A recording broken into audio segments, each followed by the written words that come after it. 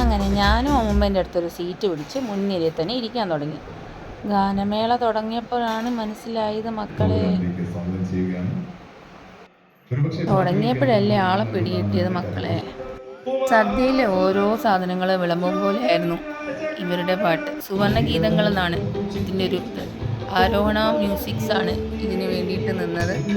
വളരെ വളരെ വളരെ നല്ല പാട്ടുകളായിരുന്നു കേട്ടോ. നമ്മളിങ്ങനെ ലയിച്ചിരിക്കുകയായിരുന്നു.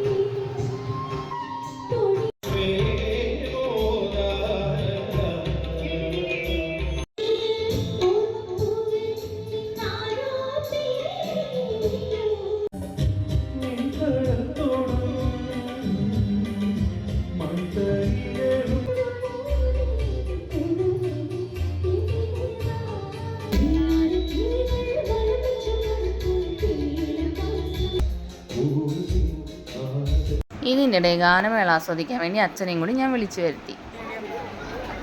പിന്നെ മൊത്തത്തിലൊരു തിരക്കായിരുന്നു ഗാനമേളയിൽ. പിന്നൊന്നും പറയണ്ടല്ലോ, food food food food food വേണം അമ്മച്ചി, ഫുഡ് എടുത്തോ.